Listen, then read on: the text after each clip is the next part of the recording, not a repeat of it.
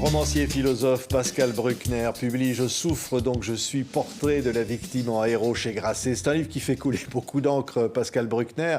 Vous nous décrivez une société où finalement la concurrence des souffrances, la concurrence du misérabilisme est devenue la norme. Oui, c'est l'Occident d'aujourd'hui, c'est surtout la France, puisque c'est le pays que je connais le mieux, j'y habite, mais c'est un renversement par rapport aux années joyeuses 60-70, qui ont été assez déconnantes aussi, mais enfin qui avaient au moins un optimisme. Et aujourd'hui, autrefois on voulait rivaliser dans les plaisirs, dans la découverte, et aujourd'hui on veut rivaliser dans l'étalage de sa douleur intime. Oui. Il y a même un narcissisme du malheur domestique. Chacun veut absolument que l'on considère sa souffrance privée comme étant la chose la plus abominable qui soit. Et c'est ce renversement-là que j'étudie dans ce livre. Pourquoi est-on devenu aussi morose et aussi avide d'étaler en public ces petits tracas intimes, et c'est une étrange évolution qui nous rapproche un peu du christianisme des origines, c'est-à-dire du christianisme de la rédemption et du malheur. Vous partez de là d'ailleurs, vous parlez finalement de ce christianisme des origines, et pour dire, voilà, il y a une espèce de souffrance qui est érigée en sacré, quelque chose de sacré, qui fait qu'on existe parce qu'on souffre. Oui, c'est ça. C'est-à-dire que c'est la figure du Christ, qui est la grande figure du Dieu crucifié, et qui permet donc de considérer les victimes comme étant des êtres vulnérables et honorables. Il faut venir au secours des malheureux et des affligés. Ça, c'est le message du christianisme, c'est un message tout à fait civilisateur. Mais la victimisation, c'est autre chose. C'est pas tout à fait la même chose. On se décrit soi-même comme une victime de toutes les épreuves que l'on traverse. Et pour lancer une cause dans la société, il faut une dose d'apitoiement extrêmement importante. Et plus on se montre misérabiliste, plus on a une chance d'attirer l'oreille de ses contemporains, avec ce problème, c'est que si la société n'est composée que de victimes ou d'une multitude de victimes, elles se font concurrence les unes les autres, c'est-à-dire que la victime qui se situe dans telle ville éclipse éventuellement celle qui se situe ailleurs, et donc elles vont être obligées de renchérir sur le récit de leurs infortunes, et au risque évidemment de tomber dans la surenchère. Oui, mais comment on peut expliquer ce phénomène? Peut-être aussi donner des exemples, comprendre qu'est-ce qui se passe, que c'est la société, la civilisation occidentale qui est malade. Alors, je crois que c'est un phénomène qui est latent dans toute l'histoire du monde occidental, mais qui s'est accentué après la Seconde Guerre mondiale. La Seconde Guerre mondiale, en 1945, voit deux grands personnages s'opposer sur la scène publique. Il y a le résistant, qui est honoré par les pouvoirs gaullistes et communistes, celui qui s'est battu contre les Allemands. Et puis il y a le déporté qui revient des camps. Et au départ, même si tout le monde connaît la réalité des camps de la mort, le déporté a moins d'importance que le résistant. Et puis, dans les années 80, un certain nombre de films, dont Shoah, dont Le chagrin et la pitié, mettent en avant la figure du concentrationnaire en pyjama rayé, qui devient en quelque sorte l'incarnation même de la souffrance humaine. Ils sont allés en enfer, et ce sont autant de figures christiques, comme le disent par exemple des personnages, des écrivains comme Claudel ou comme François Mauriac, eux-mêmes très catholiques, et qui disent que le juif aujourd'hui, c'est véritablement le Christ revenu sur terre. Et à partir de ce moment-là, la figure du concentrationnaire devient la mesure de la souffrance humaine. Et ceux qui souffrent, d'une manière ou d'une autre, vont essayer d'aligner leur malheur privé sur cet étiage, et vont tenter finalement de porter leur petit chagrin personnel au même niveau que les souffrances endurées par les gens qui ont échappé au camp de la mort ou au goulag soviétique, parce que il y a aussi, c'est à la même période, il y a Solzhenitsyn, il y a Primo Levi, il y a Robert Antelme et tous les autres.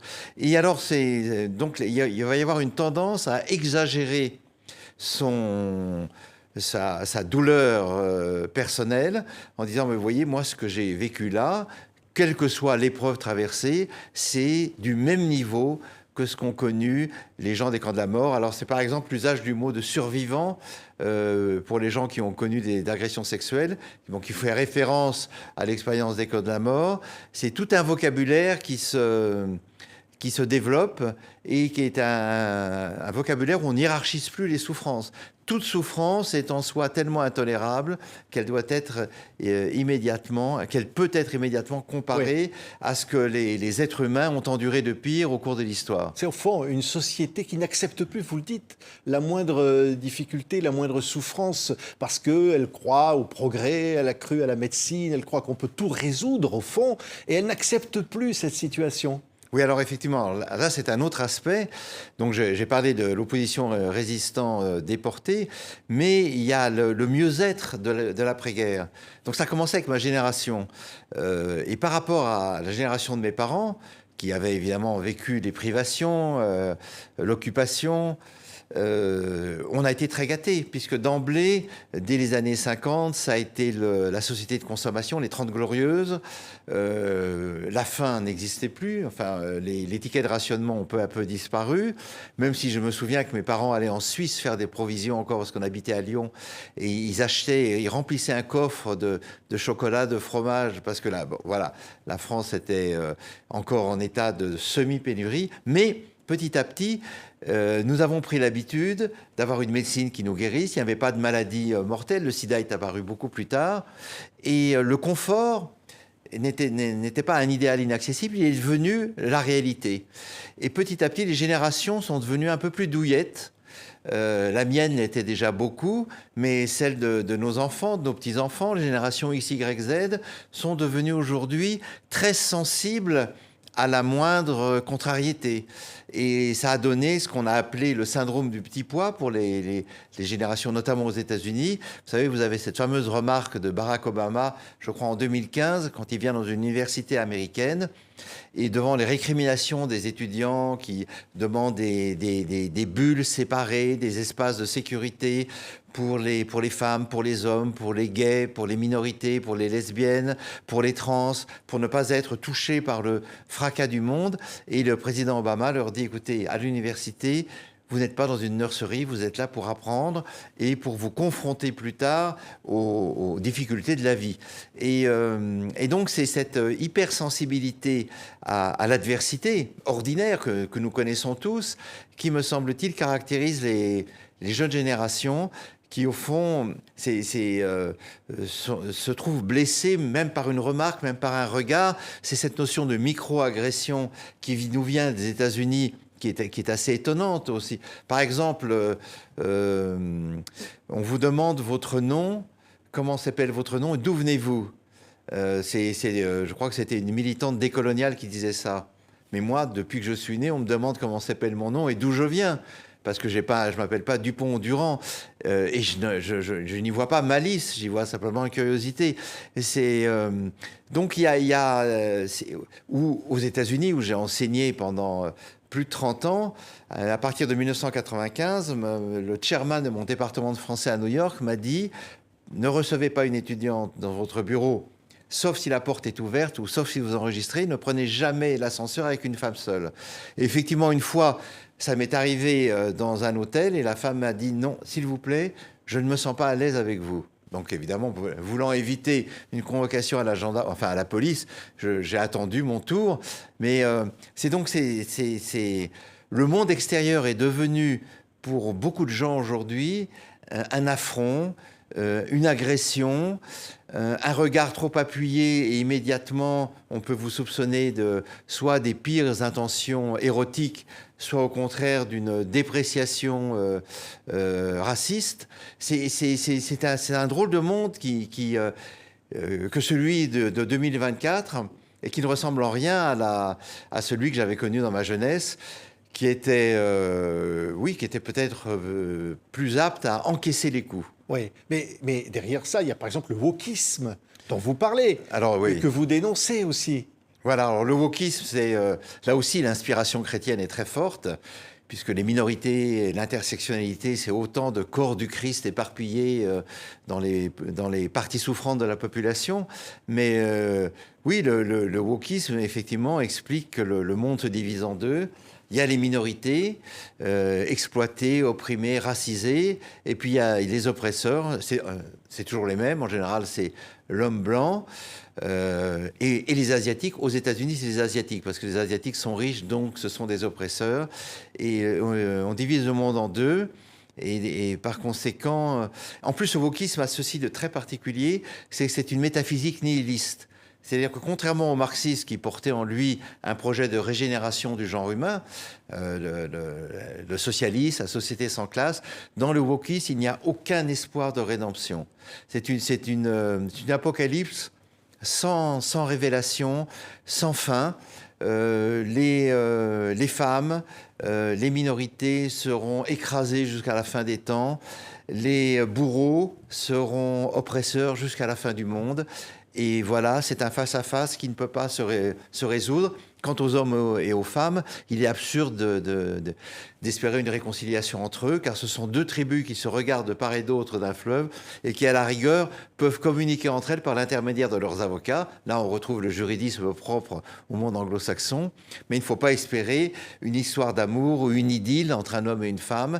Il n'y a pas de consentement possible si l'on en croit les féministes extrémistes qui ont aujourd'hui, qui tiennent le haut du pavé médiatique, j'entends. C'est pas comme ça que ça se passe dans la vie courante, mais en tout cas, il n'y a pas de consentement possible. Tout acte sexuel est plus ou moins un viol, et les hommes et les femmes ne connaîtront jamais la paix. C'est fini, car le patriarcat écrase l'ensemble de l'humanité. Mais derrière tout ça, Pascal Bruckner, vous décrivez une société dont vous pressentez que ça ne va pas aller vers quelque chose de positif, à l'heure où la guerre frappe aux portes en Ukraine, à l'heure où le monde devient si dangereux, si risqué. Au fond, vous dites, il y a là un signe d'une vulnérabilité gravissime. Tout à fait. Vous savez, moi, il y a une image qui m'a toujours frappé, alors je ne sais pas si elle est vraie, c'est au moment du siège de Constantinople en 1400 et quelques, lorsque les Ottomans assiégeaient la capitale de l'Empire byzantin. On dit que le Basileus, le roi, discutait du sexe des anges avec les théologiens. Alors je ne sais pas si c'est vrai ou si c'est une légende urbaine, mais ça me paraît tout à fait ça. C'est-à-dire que, effectivement, nous avons des agressions multiples, et le terrorisme islamiste à l'intérieur de la France et de l'Europe qui menace, des attentats qui sont déjoués tous les mois, à l'extérieur des grandes nations, d'anciens empires qui veulent prendre leur revanche, dont la Russie, dont l'Iran, dont la Turquie. Et nous grattons nos plaies, nous contemplons au miroir de nos narcissismes blessés et nous disons « mais ma vie est affreuse et je souffre épouvantablement ». Les médias devraient faire un reportage sur ma condition qui est horrible, et c'est une baisse de résistance au monde extérieur, au coup du sort. Or, toute vie humaine connaît les coups du sort. La maladie, le deuil, le chagrin, les revers de fortune, c'est l'ordinaire de la vie. Vous et moi, je pense qu'on a été élevés là-dedans. Mais aujourd'hui, les jeunes générations pensent que ces coups du sort sont anormaux. Mais quand on voit, par exemple, comment on vit en Afrique, ou en Asie, ou en Amérique latine, ou même en Amérique du Nord, parce que les Américains du Nord ont peut-être un peu plus de résilience que nous, ce qu'endurent les gens, la difficulté de la vie quotidienne, la difficulté à manger tous les jours à sa faim, les combats, les dictatures, les oppressions. Mais nous ne serions même pas capables de survivre dans des conditions comme ça. Et pour comprendre comment vivent ces gens-là, il faut revenir un siècle en arrière en Occident, qui a évidemment émergé de la misère, qui connaît la démocratie. Nous vivons mieux que la plupart des gens, mais à force, nous abordons une période de difficulté historique avec la mentalité d'un peuple repu. Or, il y a une dissonance entre les deux, et on ne peut pas continuer comme ça. Forcément, il y a un moment où les carnivores vont manger les herbivores, et nous sommes les herbivores, pour reprendre une métaphore qui est souvent utilisée, parce que la jeunesse des peuples du Sud, elle est beaucoup plus résiliente que la nôtre. La jeunesse ukrainienne, elle se bat dans les tranchées contre l'ennemi russe. Nous, nos jeunes gens, il y a un an, ils défilaient dans la rue pour leur retraite à 62 ans, voire à 60 ans. On voit bien qu'il y a quelque chose là, sans jouer aux moralistes, mais il y a quelque chose qui ne va pas. Il y a quelque chose qui ne va pas du tout là. Nous ne sommes pas conscients des enjeux du monde extérieur. Oui, vous diriez, vous avez dit d'ailleurs, les médias ont une part là-dedans, au fond. C'est-à-dire que vous parliez des faits divers dans ce livre, vous parlez des façons dont les choses sont présentées. Oui, oui, ben les médias n'ont pas de... Il n'y a pas de complot des médias, ça c'est une vision fausse, mais les médias sont simplement la caisse de résonance de nos mentalités. Donc ils donnent à voir et à consommer ce qui plaît aux téléspectateurs, ce qu'ils veulent entendre, ou à l'auditeur de radio. Ils le brossent dans le sens du poil.